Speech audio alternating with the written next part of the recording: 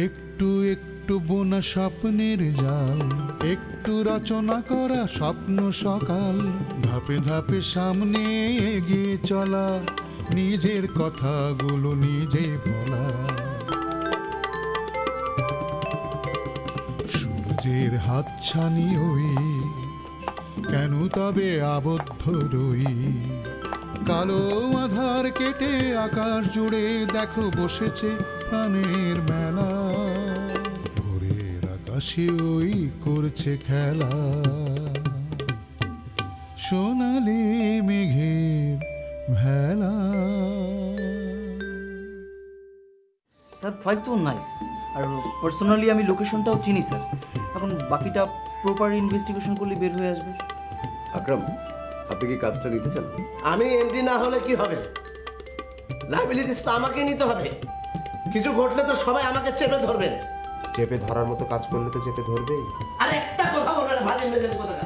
এই জন্য গার্মেন্টসের মেয়েদের কেউ দেখতে পারে না। ঠিকই বলেছেন স্যার, গার্মেন্টসের মেয়েদের কেউ দেখতে পারে না।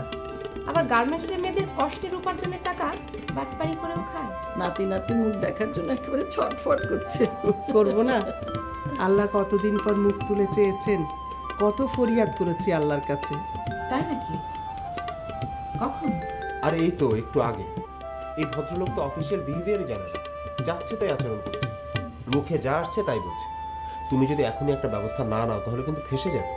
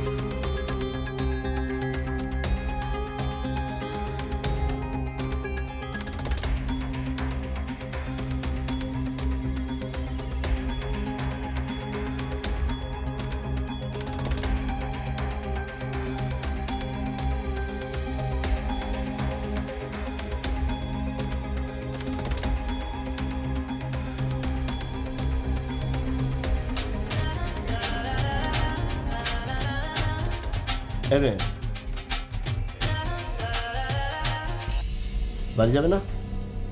যাব স্যার, এই তো হাতের কাজটা শেষ হয়ে এসেছে, এটা শেষ করেই যাব।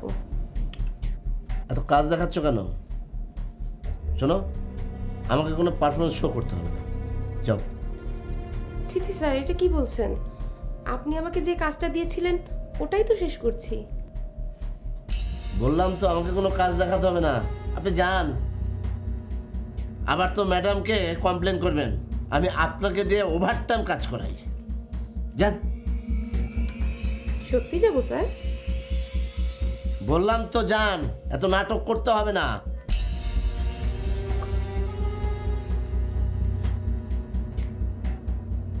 Thank you sir. এত কার্টিসি মেনটেন করতে হবে না, যাও যাও তো। স্যার চাচ্ছে আমি চলে যাই, তার মানে ডাল মে কুছ কালা হ্যায়। এই রে, বসে আছো কেন? যাও, ছুটি দিলাম তো।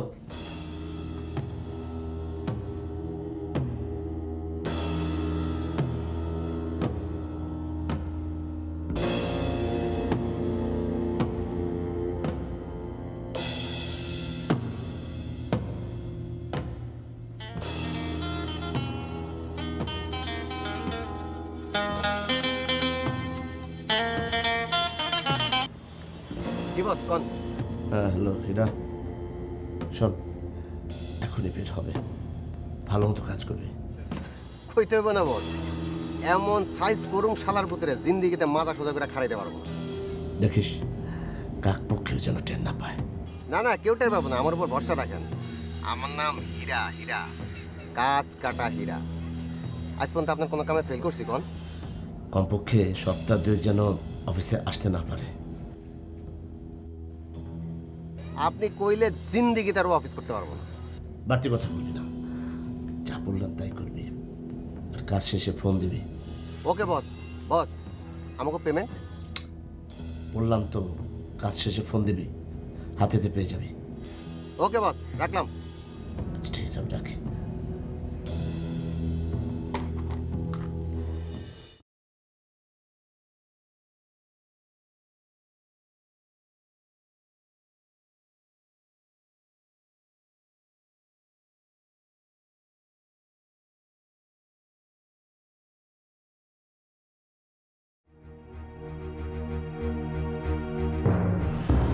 হ্যালো, এই মেয়ে, তোমার কি লজ্জা নেই?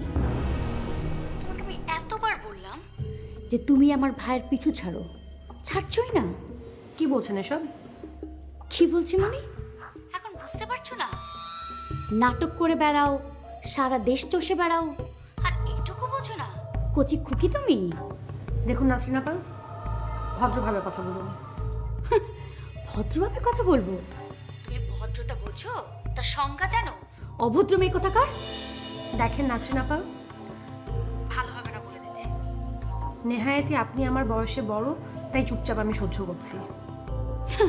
আবার কথা বলে চোরের মায়ের বড় গলা। আমি তোমাকে স্পষ্ট করে একটা কথা বলছি, তুমি কি আমার ভাইয়ের পিছু ছাড়বে? এই কথাটা আপনি আপনার ভাইকে জিজ্ঞেস করেন।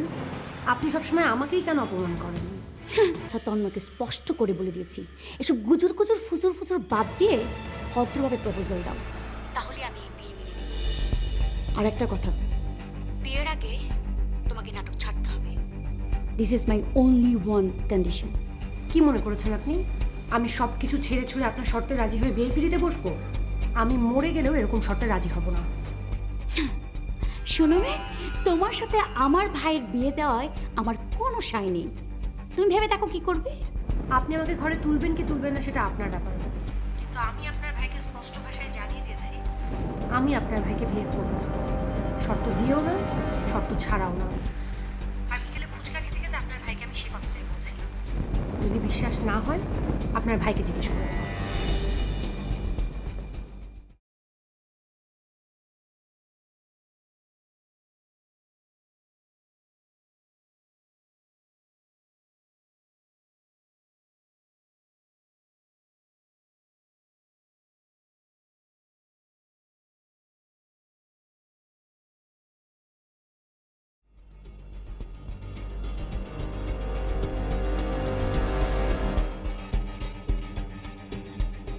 সে কি আকরাম সাহেব খোকা ভাইয়ের সাথে? ও বুঝেছি, এজন্যই আকরামের এত আগ্রহ। ওরা দুজনেই একই গোয়ালের গরু। যতই চেষ্টা করো, তোমার লোন আমি কিছুতেই স্যাংশন করব না।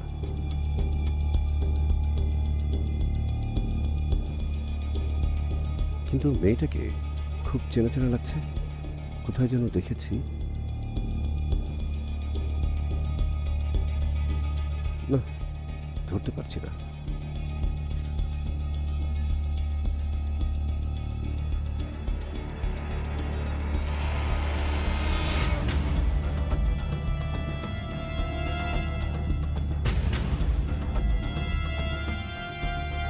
উঠুন। সরি মিস্টার খোকা, আমি মনে হয় আপনাদের সাথে আজ যেতে পারছি না। বলেন কি? আমি শুধু আপনার অনারই পার্টি থ্রো করলাম। আই এম এক্সট্রিমলি সরি খোকা ভাই, আজ না আমার মনেই ছিল না। আজ আমার একটা ক্লায়েন্টের সাথে মিটিং ছিল। আরেকদিন আমি কল করে আপনাকে রিচ করে নেব। ঠিক তো? একদম ঠিক, 100%। শুনুন, এই লাইনে কাজ করতে হলে কথা ঠিক রাখতে হবে। সরি তো বলেছি, আর ভুল হবে না। Okay, bye. Okay, by.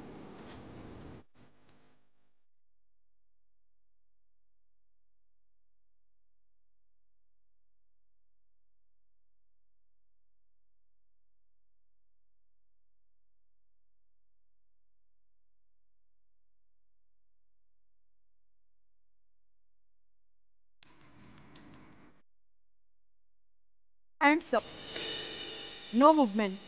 তাহলে গুলি চালাবো। নড়াচড়া করবে না, আমার সাথে চলো। কেন? কোথায় যাব? কেন যাব? কে আপনি? নো আর্গুমেন্ট, যা বলছি তাই করো। কেন? কেন আমাকে নিয়ে যেতে চাইছেন? কোনো কথা নয়, যা বলছি তাই শোনো, আমার সাথে চলো। না, কোথায় যাব, কেন যাব না শুনে আমি এখান থেকে যাব না। অবাধ্য হলে শুট করবো। করেন, কিন্তু তার আগে আপনার পরিচয় দেন। কে আপনি? DB police. আপনার আইডি কার্ড দেখান। কার্ড না দেখালে তুমি যাবে না? না, সেটাই তো উচিত, তাই না? ভালো করে দেখো মিস্টার সাব্বির।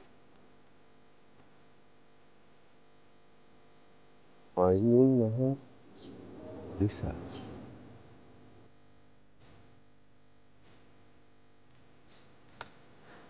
লিসা তুমি? শুধু সাব্বির, আমি কিন্তু দূর থেকে দেখে তোমাকে চিনতে পেরেছি। তুমি কিন্তু একদম বদলাওনি। রিয়েলি? মানে তুমি এত চেঞ্জ। তোমার কণ্ঠটা শুনে খুব চেনা চেনা লাগছিল, চেনার চেষ্টা করলাম কিন্তু পারলাম না। রিয়েলি মানে অনেক বদলে গেছো তুমি। তুমি কিন্তু একদম বদলাওনি, ঠিক আগের মতোই আছো। চলো কোথাও বসে কথা বলি। চলো।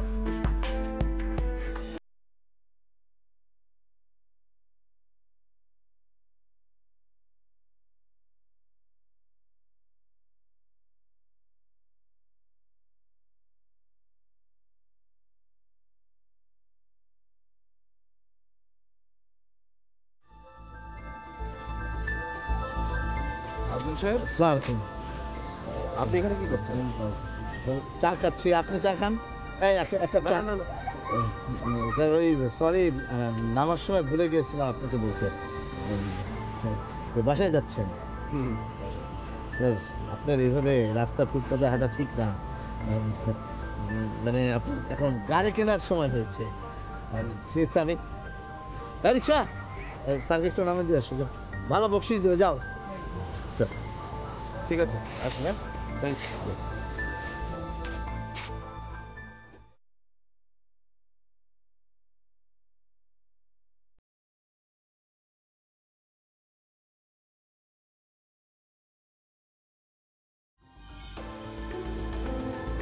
তোমার থ্যাংক ইউর খেতা ভরি। আরেকটু হলে ধরা পড়ে গিয়েছিলাম।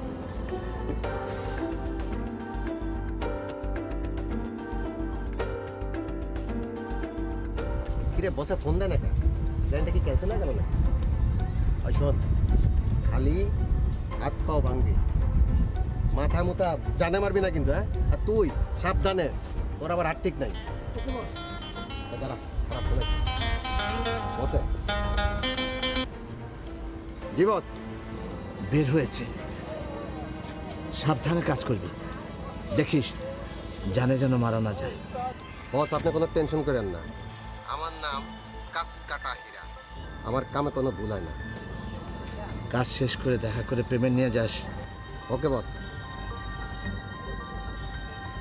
ভাই বাড়ি চাই।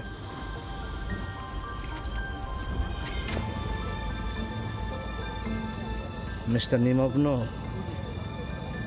কেজির উপরে 100 কেজি থাকে, আজ বুঝবো।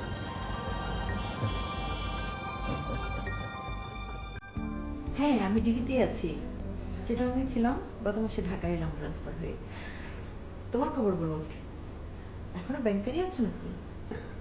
হ্যাঁ, চলছে। তোমার বউ আচ্ছা, ভালোই। বাচ্চা কাচ্চা কটা?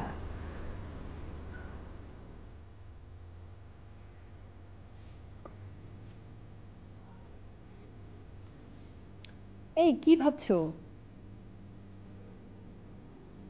নিশ্চয়ই এক গাদা বাচ্চা কাচ্চা দিয়ে ঘর ভরে রেখেছো? না, নেই, ঘর ফাঁকা। তার মানে কি বাচ্চা কাচ্চা নাওনি? না। কেন হচ্ছে না? না, সেরকম কিছু না, এই নিচ্ছি নেব, এরকম করতে করতে আর নেওয়া হয়ে ওঠেনি। এই সাব্বির, তোমার কি হয়েছে বলো তো? তুমি সব কিছু কেমন যেন এড়িয়ে এড়িয়ে যাচ্ছ। Anything wrong? Nothing, everything is all right. Anyway, আমার কথা বাদ দাও, তোমার কথা বলো। তোমার সাথে সেই কত বছর পরে দেখা হলো? আমার আর কি কথা, আমার কোনো কথা নেই। এই তো গদবাদা জীবন। চিটাগাংয়ের এক শিপিং বিজনেসম্যানকে বিয়ে করেছি, একটা বাচ্চা 6 বছরের। চিটাগাংয়ের একটা স্কুলে দিয়েছি ওকে, এই আর কি। আচ্ছা আচ্ছা, ছেলে না মেয়ে? ছেলে, ওরা সবাই চিটাগাংয়েই আছে, আমি তো হুট করে ঢাকায় চলে এলাম। ও ভালো। লিসা, তোমাকে একটা প্রশ্ন করতে পারি? বলো কি প্রশ্ন? তুই দাদু হয়েছি, হ্যাঁ? তোমার সাথে খোকা ভাইকে দেখলাম। খোকা ভাইকে তুমি কিভাবে চেনো বা কতদিনের পরিচয়? খোকা ভাই? ও আমার সাথে যে ছিল ওই লোকটা, অ্যাক্টর খোকা ভাই। হ্যাঁ হ্যাঁ, ওর সাথে তুমি? এই শোনো, আমি ডিবি অফিসার, ওকে? সব কথা বলা যাবে না, এসব সিক্রেট ম্যাটার, বুঝতে পারছো? না সে তো বটেই, তবে আমার কাছে মনে হয় খোকা ভাই লোকটা খুব খারাপ। তাই নাকি? আমি তো জানি উনি একজন ফেমাস অ্যাক্টর, সমাজে ওনার নামও আছে বেশ, তাই না? শোনো, বাইরের চেহারা দেখে কিছু বোঝা যায় না। আমার তো মনে হয় পৃথিবীতে মানুষই হচ্ছে সবচেয়ে মিস্টিরিয়াস। এনিওয়ে, তোমার প্রফেশন নিয়ে আমার কথা বলা একদম উচিত না। It's okay. শোনো, আমার একটা জরুরি কাজ আছে, আমার ডিউটি। বুঝতেই পারছো এসব ক্রিমিনাল নিয়ে থাকতে হয়, আজ উঠতে হবে যে। শিওর। আচ্ছা শোনো, তোমার নাম্বারটা আমাকে দিয়ে দাও, আমি ফোনে কথা বলে নেবো। ওকে ওকে। সেভ করো।